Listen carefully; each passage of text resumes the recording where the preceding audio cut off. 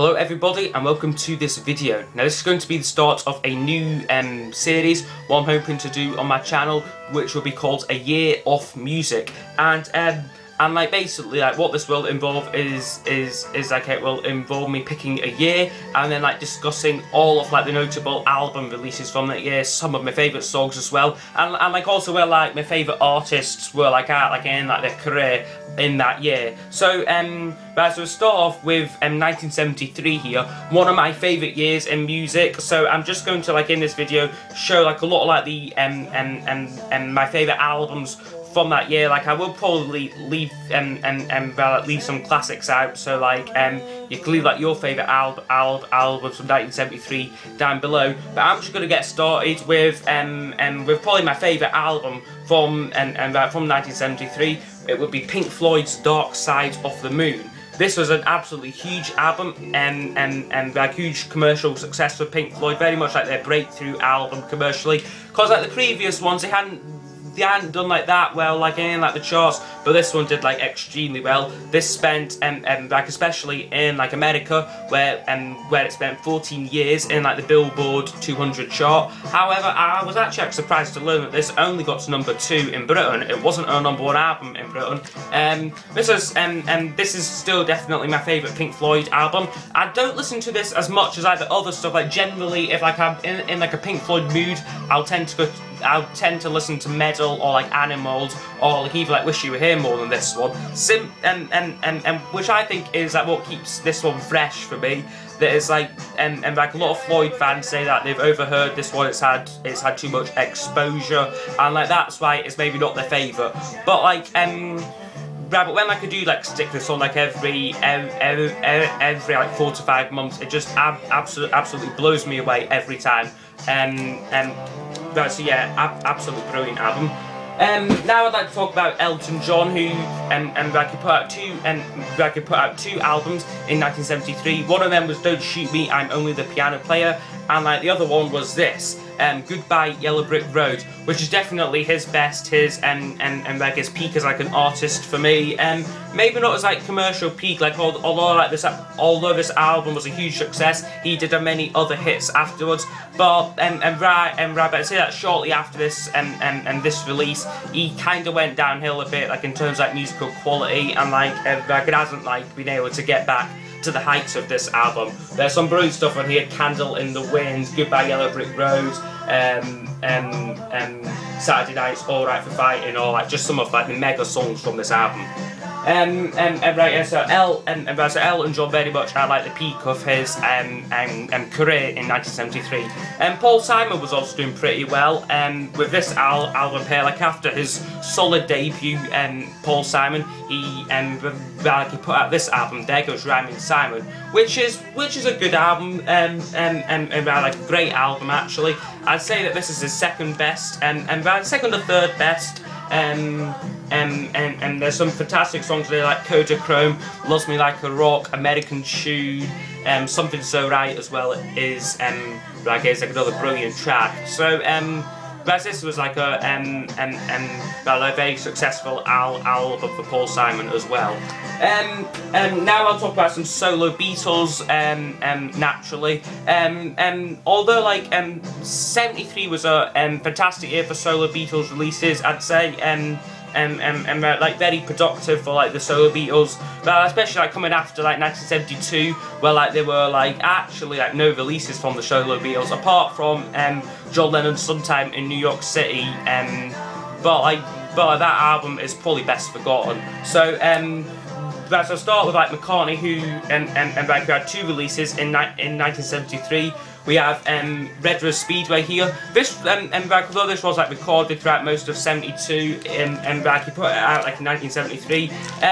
This does have the huge hit My Love on it for Paul, and like the other material, like it's pretty fun as well. Really like underrated album.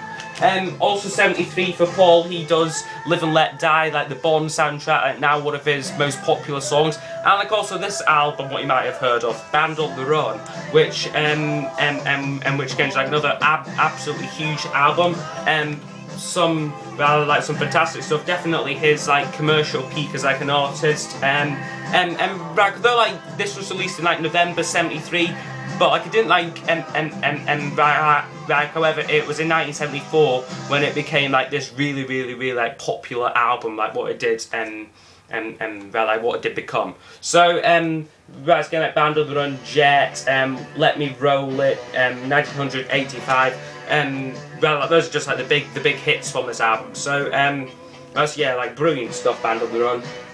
George Harrison as well. Like although like he didn't release an album like in '72, he did put out this album in 1973, which was an American #1. And like actually kept off There Goes Rhymin' Simon from the top spot. This is Living in the Material World.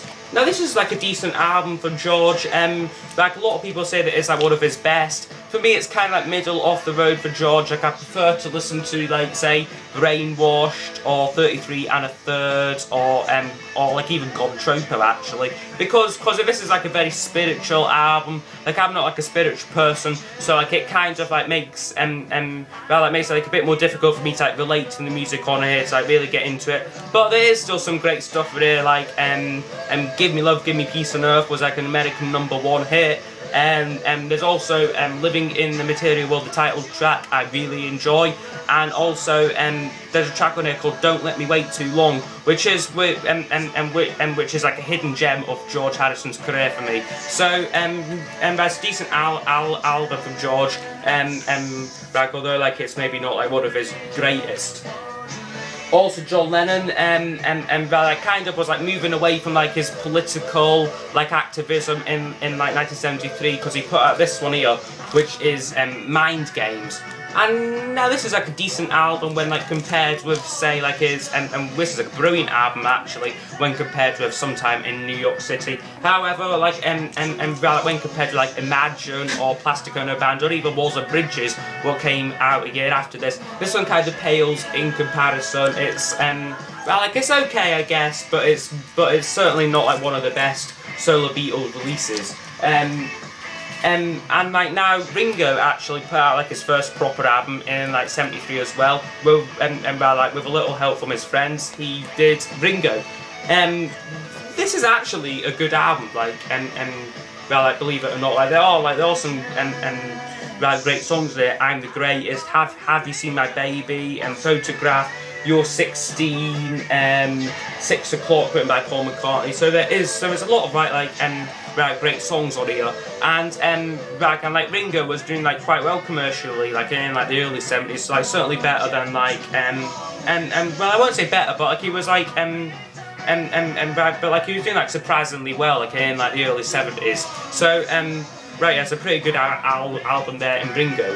Now also another notable release of 1973 would be the Who's Quadrophenia album, fantastic fantastic album. I think unfortunately I haven't got a copy of it just yet on like CD or vinyl, and I hope I hope to like rectify that. However, like I've been listening to it like a lot on YouTube, and like I just really love that album, so I thought it would be worth a mention in this video. Now the final artist I'd like to talk about would be ELO, and like in 1973 they were kind of very much like like it was like the early days. Like it was like the early days of ELO. They put out two albums this year. ELO 2, which was a good album, I must say, and like had Roll Over Beethoven on it, but was a #6 hit in Britain. And like I like that album did like pretty well. However, they had a better album, I think, which was On the Third Day. Forgot the title for them for a second, but they're like getting better musically. Like I'd say here we have like all the side one's very good, and like side 2 is brilliant as well. There's a track listings there. However, this really wasn't like a huge commercial success for ELO, this album failed to chart, and like the 2 subsequent albums also failed to chart. So they kind of like ELO, they started out like commercially like quite well, like Wonder 58 Overture and Roll Over Beethoven were both like top 10 hits, and then like they sort of like went like quiet in like the British charts during like the mid 70s, but like definitely in like the late 70s, like but like a New World Record, they were very much like at like like at like the top of the charts again with that one. But this one, they're like a great album. Yeah, just fantastic stuff. So I hope you have enjoyed this this quick tour through like the the releases of 1973. Of course, I would have missed ones out and that, so like leave like your favourite albums from 1973 down below.